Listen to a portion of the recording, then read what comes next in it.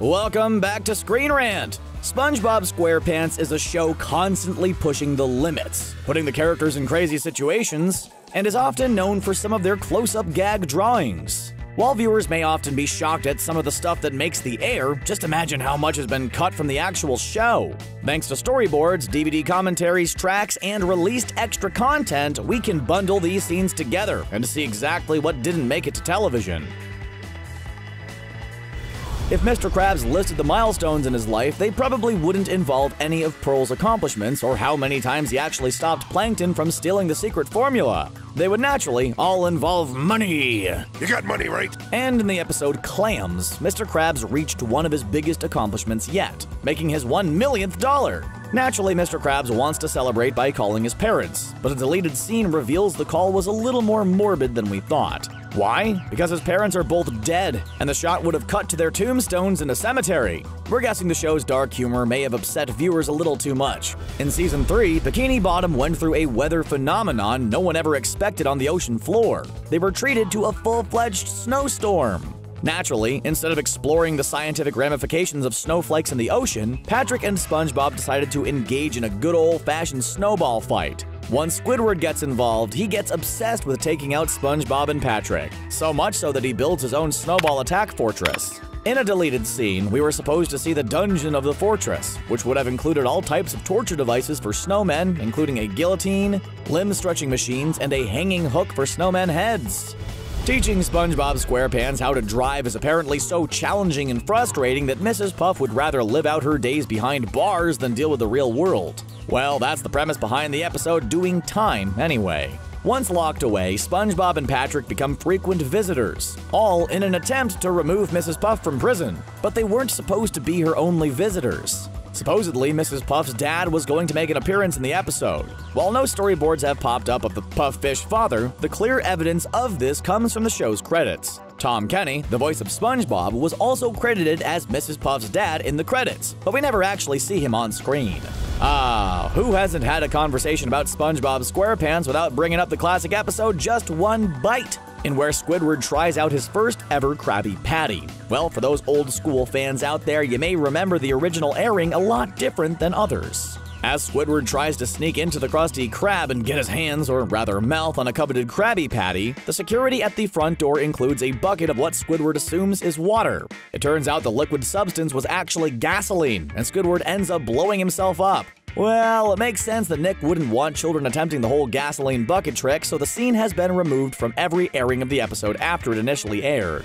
After the Sailor Mouth episode aired, we all pretty much wished curse words on television would get replaced with dolphin noises. SpongeBob and Patrick made it seem like so much fun. Hello, customers! Nice day we're having, huh? And in the initial script, there were even more dolphin noises we missed out on. According to commentary from SpongeBob writers, there was supposed to be a scene where SpongeBob and Patrick are playing a board game. SpongeBob gets angry at Patrick and exclaims, "Go dolphin noise yourself!" Yeah, we're pretty sure what they meant by the dolphin noise. And in an even worse moment, Patrick was supposed to respond with, "Dolphin noise you too!" Promise me you'll never use that word again. In 2020, SpongeBob fans will get to enjoy the third theatrical film entitled It's a Wonderful Sponge. Over the years, the movie has gone through many developmental changes, including a lot of different story ideas. Currently, the movie will follow the story of SpongeBob trying to get Gary back and feature flashbacks to when Patrick and SpongeBob first became friends. While the current story sounds great, some of the original plans were a little bonkers. Instead of great flashbacks or a journey to rescue Gary, storyboards were created featuring a group of alien cats flying in on spaceships to invade Bikini Bottom. We may not have liked that idea just about as cats enjoy water. The show is quirky enough as it is. Adding the alien space cats may have been a bit too much, even for a big-budget movie. There are a lot of bizarre episodes of SpongeBob SquarePants, and one that ranks right up there is known as Sleepy Time. Somehow, SpongeBob gets the ability to invade the dreams of his friends and co-workers and spends the whole night doing so. Not only does SpongeBob invade their headspace and see some pretty deep personal thoughts, but things may have been pushed one step further. In an unused colored storyboard for the scene, we see SpongeBob climbing onto Pearl's bed and pulling the sheets up towards his body. After invading dreams, why would he decide to randomly sleep in the bed of a teenage girl? The screenshot has no context, so it's kind of confusing. But we're pretty sure there's no good reason for SpongeBob to sleep in the bed. Pearl, this is your dream. You're just in time for the tea party. Actually, I was looking for your dad's dream. If there's anyone Plankton has actually gotten along with over the years, well, besides his computer wife Karen, that person would be SpongeBob. SpongeBob is open to friendships with everyone and anyone, often letting naive side getting the best of him. We see one part of their blossoming friendship in the episode Fun.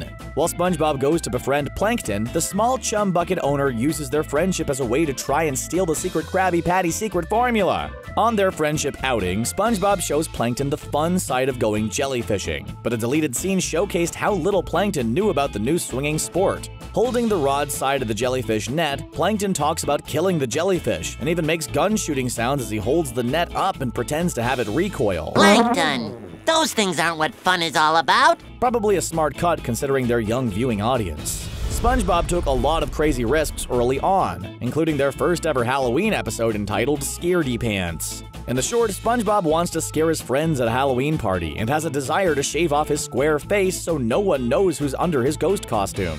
Well, it turns out SpongeBob took a little too much off the top as he literally removes all of the sponge, so just his brain is exposed. We get to see this revelation in all its glory, but almost had an even more detailed close-up. In one of their classic hand-drawn detailed images, the close-up of SpongeBob's brain head was made, but never used in the episode. It would make a great haunted house decoration, though. Sandy is like a fish out of water on SpongeBob, as she is the squirrel underwater, and often has trouble fitting in with the fish pals who live around her. In the episode Texas, a homesick Sandy decides to return back to her home state, and her departure has made SpongeBob pretty upset. We see how upset he is in the final cut of the episode, but a deleted scene and animatic revealed his inner emotions making a physical appearance. His anxiety and upset nature all culminated in the sponge turning completely red and looking ready to explode. No clear reason why the scene was removed. Maybe Nick's censors thought the red looked like blood? Who knows? Gary may often get ignored by SpongeBob, but the guy really does love his pet, and they have gone on a lot of adventures together. In the episode Have You Seen This Snail?, Gary goes missing, setting SpongeBob off on an emotional journey to find his pal once again. In the original story, Gary ended up with a lady named Granny, whose ultimate goal was to flatten the snail up and presumably eat him. While the episode features dark moments like a closet full of empty snail shells, it was almost even darker. Near the end, when the old lady chases Gary with a plate of cookies, she was originally supposed to be carrying a large axe. Yikes! We've seen plenty of humans attempt some SpongeBob and Patrick cosplay, but if you wanted to see what the characters would like as humans, then check out some of the deleted storyboards and animatics from the time-traveling episode entitled Dunces and Dragons. In the episode, SpongeBob and Patrick find their way to medieval times, where they must escape danger and save the day. Towards the end, the characters all celebrate and walk away, only to pass two pretty familiar-looking characters. The Patrick character looks more human-like than the SpongeBob doppelganger, but it would have still been great to see both characters in full-color designs. What's it like to live with a ghost? Well, just let SpongeBob tell you in the episode Ghost Host. On the short, SpongeBob moves in with the Flying Dutchman, and the two have a lot of mid-adventures together. The episode obviously went through a lot of ideas, as there were nearly a dozen deleted scenes, but one stands out a lot more than the others. After a party hosted by the Dutchman, Susie Fishbowl approaches the ghost and asks when she'll see him again. And in a truly creepy moment, there's a lot of innuendo when the Dutchman replies with, "When you least expect it, baby!" Have you been keeping track of the long history of the Krusty Krab? Well, then you must have seen the episode Friend or Foe, which goes over the history of the Krabby Patty and the relationship between Mr. Krabs and Plankton. The episode had a number of little changes when compared to the original animatics, but there were some that definitely stood out among others. One of these changes comes really early in the episode when Plankton tries to capture the Krabby Patty recipe. After SpongeBob squirts Plankton with some ketchup and mustard, Plankton spins out of control and screams curses. Considering how Mr. Krabs continues the onslaught by flipping on the ceiling fan switch right after, the extra moment of an upset Plankton obviously wasn't needed. The world of SpongeBob is filled with some pretty big family trees. We met Patrick's real parents, SpongeBob's parents, and a lot of extended family members. And beyond that, we've even met a lot of Karen's extended family. Yep, we're talking about talking computers who are related to each other. We almost got to know even more of Karen's family in the episode Spy Buddies. Listed as either a mother, mother-in-law, or possibly even a grandmother, Plankton would complain about the character because she was nothing more than an annoying car alarm. Before the world of digital downloads and streaming services took over television and movies, one of the best highlights of purchasing a new DVD was having the ability to listen to commentary from actors, directors, and producers. This also applied to SpongeBob SquarePants, and through the commentary there is a ton of information to get revealed. In the episode New Digs, SpongeBob moves into the Krusty Krab, and at one point we see a quick shot of some snail milk. Well, at one point we were supposed to see Gary get milked, or have SpongeBob mention him being milked. Well, the whole disturbing idea would have been a sight to see, especially considering that Gary is actually a male snail. SpongeBob doesn't get romantic feelings often, but when he does, he seems to go all in. Just like the episode where he falls in love with a Krabby Patty. Yeah, it sounds wrong, but we've all been there. Just picture the perfectly cooked cheese pizza and you'll know what we're talking about. Anyway, the episode is full of love montages, touching moments, and some pretty gross close-ups of the rotting patty. There was one cutscene that took the Patty and Sponge relationship a little too far. A cutscene features SpongeBob in bed, in just underwear, laying with the Patty. There were just many buns showing in that scene. Imagine a real-life visit to Mr. Krabs' house and all of the crazy ways the greedy crustacean has hidden money around the home. In the few glimpses we've had of his house, there's money hidden in mattresses, hung on wall, and placed in secret safes. In Money Talks, we even see Mr. Krabs has hidden an extra nickel in his belly button. In the original storyboard concepts for the episode, the nickel was supposed to be hidden somewhere that was a lot more risque. Yep, it was supposed to be in his backside. That would have taken a lot of tricky angles and cutaways to pull that one off. Out of all the places to find deleted SpongeBob scenes, can you imagine reading about them in the official Nickelodeon magazine? Well, this was the case in a 2009 episode that featured script pages of the episode Pineapple Fever. If you watch the episode with these pages, you may notice some pretty big differences, including the end of the episode. In the script, the tornado was going to disappear and Squidward's house was supposed to fall on him. The violent scene was cut, as the show was probably looking for a slightly more uplifting way to end the episode. One of the more unique SpongeBob episodes in recent years was Frozen Face Off. The episode follows SpongeBob and the gang in an epic sleigh race to try and win $1 million prize. Similar to movies like Rat Race and Cannonball Run, the episode has a lot of great moments. It makes you wonder who is going to win the whole time. In some promo art created for the episode, Squidward wears his winter outfit clearly inspired by Russian fashion.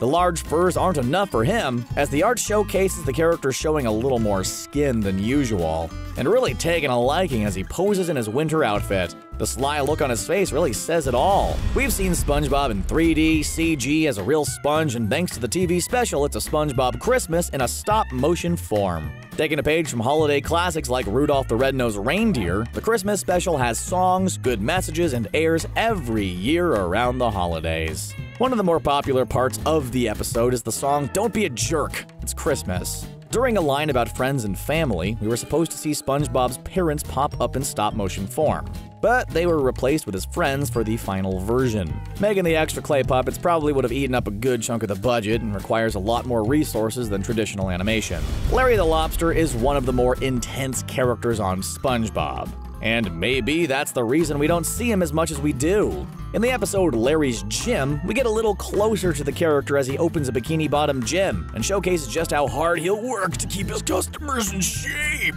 But maybe, just maybe, he pushes things a little too far. In a deleted scene, Larry shows a fish how bad donuts can be for ya and compares it to chewing glass. Literally. He placed a glass bottle in the guy's mouth and shattered it, and then forces the man to chew. Just visualize that the next time you're craving out a Boston cream. The episode Snail Mail introduces younger SpongeBob fans to the actual idea of writing a letter and showcases some crazy circumstances when some slime from Gary turns the word fryer into flyer. While Gary was involved with this incident, he was supposed to be featured in even more of the episode. Taking the idea of snail mail literally, one of the cut scenes was supposed to feature Gary manually dragging mail through Bikini Bottom. Animal cruelty and working without pay obviously wasn't the best idea to present, or maybe the pun wasn't too funny and dragged the whole point of the episode down a little bit. In the world of Bikini Bottom, there's a strange event that occurs every 100 years. Neptune's moon appears and turned everyone into wild animals. While we get unique looks at Pearl, SpongeBob, and other main characters, one you may wonder about is Plankton himself. Well, in a cutscene, the animators originally wanted to include a quick Plankton scene, but it never made it past the storyboard stage. Plankton gets turned into what looks like a small pile of slime. When Karen rolls in with his lunch, she uses her spatula hand to flatten him and flick his lifeless body away. Plankton has gone through plenty of violent scenes, but maybe this one was a little too much. Mr. Krabs must have an incredible insurance policy for all the crazy stuff that happens at the Krusty Krab. The place has been destroyed multiple times, and in Stuck on the Roof, a crazy Krabby Patty incident causes a fire and restaurant full of smoke. As SpongeBob tries to reach inside of the chimney vent, he steps on Squidward's head and literally burns his face on the griddle. In the episode, we see the pretty gory shot of Squidward with his face peeled off. But according to some deleted scenes, we were going to see a ton more. Not only would he have placed the skin back on his face, but a shot of an ambulance would have shown a Bikini Bottom EMT stitching the skin back to his face. More than a few seconds of his face injury probably would have far too much. There you have it. What deleted scenes truly shocked ya? Which ones do you wish actually were in the episodes? Any great ones we missed? Let us know in the comments, and don't forget to subscribe to Screenrant for more great content.